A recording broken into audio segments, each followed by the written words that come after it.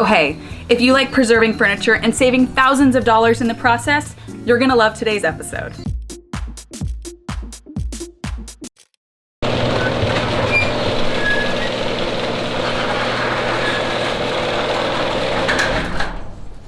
Thought that would be a cool shot, didn't realize how long it would take for the garage door to go up. Oh baby, your girl is back in the garage, which only means one thing. It's time for an epic furniture flip.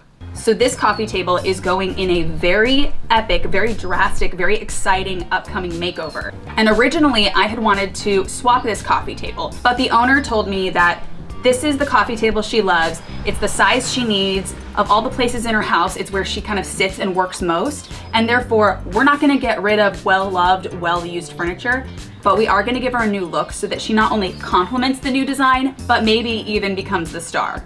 We love stealing the spotlight. So what I originally wanted was a beautiful bone inlaid coffee table. But the truth is, when we went to look for that, it didn't even exist in the size we wanted. Sometimes no matter what your budget is, no matter how much money, power, fame, wealth you have, the piece you need doesn't actually exist. But there were a few coffee tables that I realized were very similar design, and I realized we could basically do with a little paint and a little hard work. So as Marilyn Monroe once said, let's make all our beautiful boho Indian stencil inlaid dreams come true.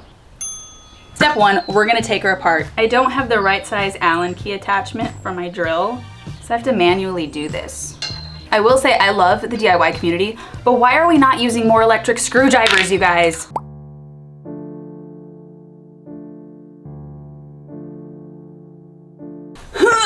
Ooh. I actually need to move this back on, but that looked pretty cool, huh? Next up, we're gonna paint this top, but before we do that, we're just gonna hit it with a quick 220, just to rough it up for the paint to stick. Don't forget, safety first.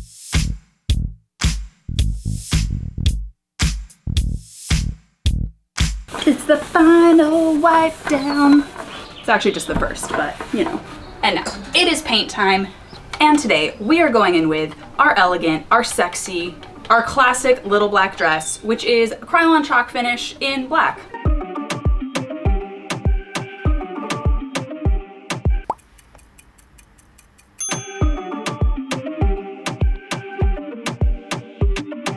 All right, today we are going to be doing the base of this. Shocker, surprise, no way you could have guessed it. Very glamorous gold. I like the way this like frame style furniture looks, but it's so annoying to DIY. This is my what, guys, third piece like this. I did a console table, I did some nightstands, I did a dog food holder, and it's 4 times the work because you got 4 sides. 4 sides to every story on these.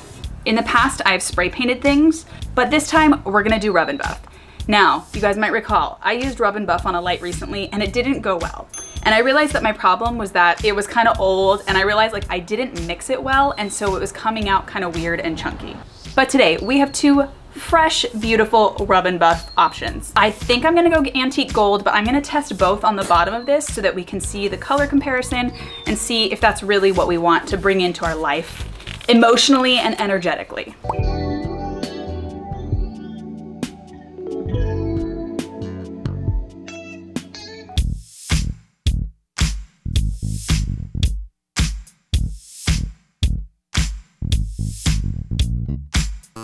Breaking news, I did the entire coffee table and I did not like the color. Now, if you have watched my channel before, you knew that because this is the 3rd time I have used rub and buff antique gold on something, hated it, and repainted it. So I'd like to take a moment now to address America and say that I solemnly swear to never use rub and buff antique gold on anything other than a picture frame.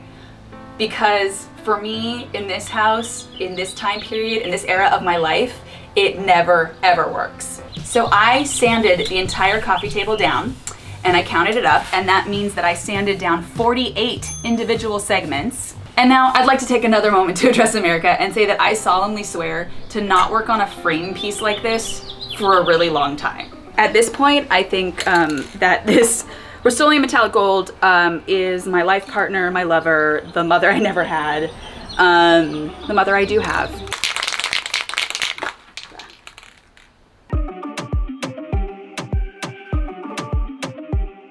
We're gonna need more, so let's just go to the hardware store now so we don't cry later. Okay. We are finally ready to start stenciling our main piece here. And today we are using Krylon Chalky Finish in white. Now, the key to stenciling, in my opinion, is paint daubers. They hold very little paint, and that's good because you don't want a bunch of paint bleeding underneath your stencil lines. And actually, I find it's actually really good to work with a plate or something that isn't white.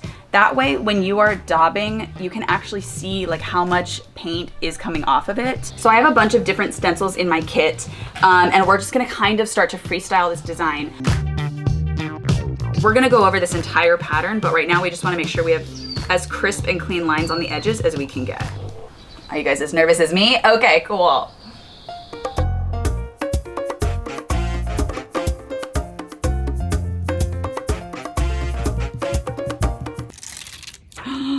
Oh, she's so pretty.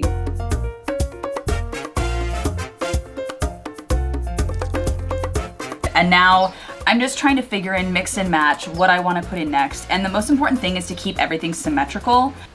I hate measuring, I hate measuring, I hate measuring.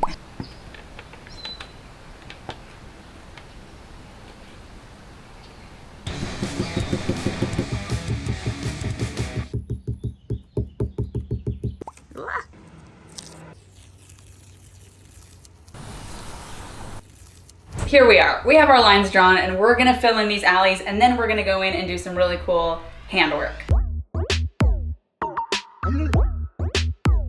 Okay, we have the full base pattern on, and now I'm just gonna wipe off the chalk lines so that we can really see what's there, and then I can go back in and totally sass it up even more. Now I'm very excited for the most fun part of this, which is the dot work.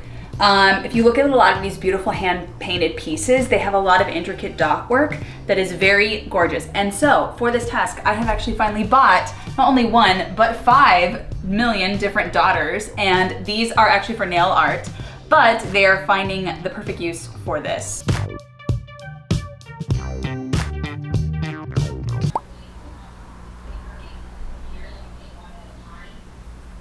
If you guys were wondering if Baguette was planning to bother us tonight. Mama.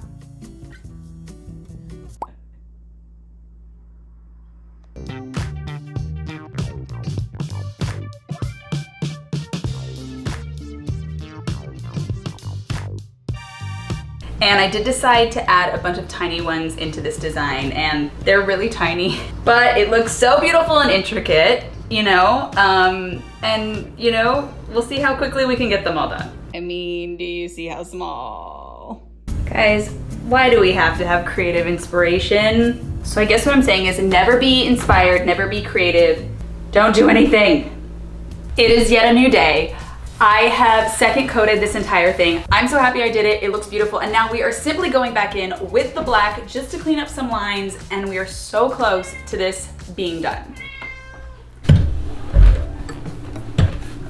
They say cats do not like to be on their back, but this is like her favorite go-to hangout pose when she wants attention.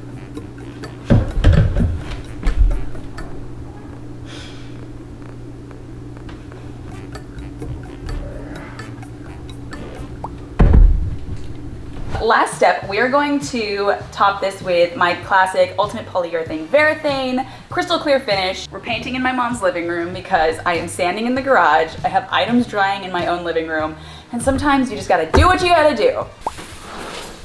Wow. And we are just getting this base back on, and now I think it is finally time for your very big, exciting, thrilling reveal.